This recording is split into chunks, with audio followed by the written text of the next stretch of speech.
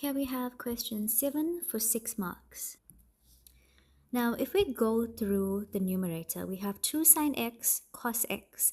There's nothing really that we can do with that at the moment. But inside the bracket, we have 1 plus tan squared x. So we can expand the tan x in the numerator as well as the tan x in the denominator. So there we have it. Expanding tan squared x, we get sine squared x over cos squared x. And expanding tan x in the denominator, we get sine x over cos x. Now, what is going to be the next step from here? We notice that in this bracket, we've got 1 plus sine squared x over cos squared x. Our aim is to get those two, because right now they're seen as two separate fractions, right? One is seen as a fraction because it's essentially 1 over 1. And then onto that, we are adding sine squared x over cos squared x.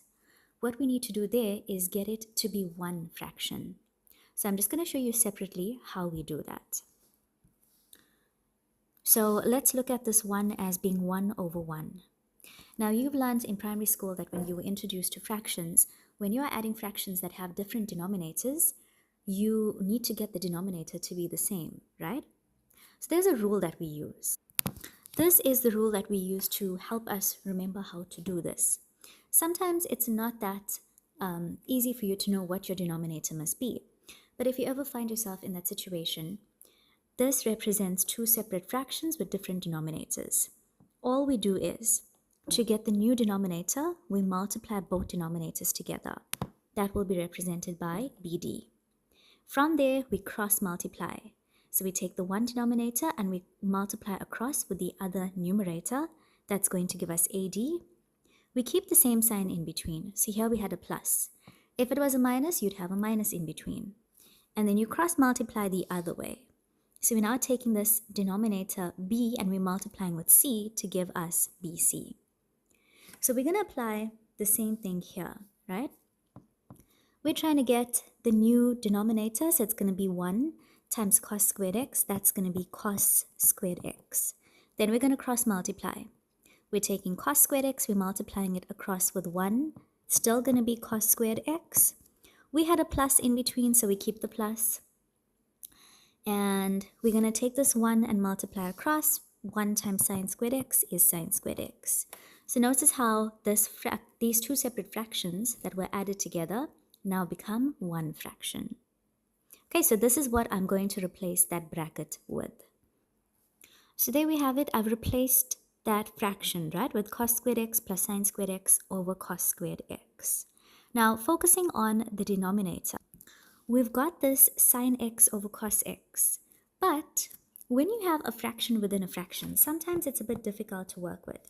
So what I suggest is, when you have a situation like this, replace your main fraction line with a division. And remember, a fraction means division. It's your numerator divided by your denominator. So you have this whole numerator being divided by sine x over cos x.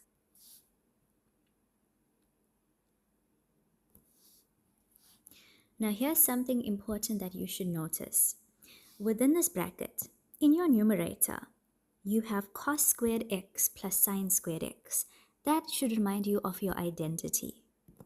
Now we know it as sine squared x plus cos squared x, which is essentially the same thing. You just have both terms swapped around. So that is equal to 1.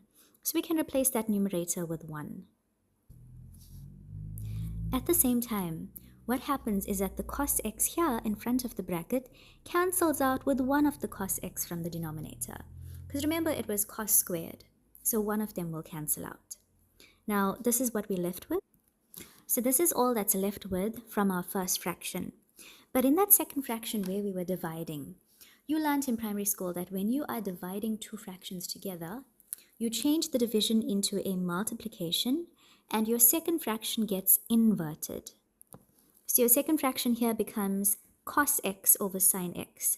Now what happens when you are multiplying two fractions together? You are allowed to cross cancel. If any of your numerators and your denominators are the same, they can cancel out with each other. So we notice that here our denominator is cos x. In the second fraction, our numerator is cos x. They cancel out. In our second fraction, the denominator is sine x.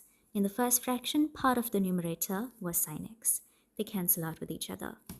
The only thing that we're left with here is 2. Well, 2 times 1, which is 2. So that actually ends up being our final answer for this question. Final answer is 2. Now, let's have a look at where the marks were allocated.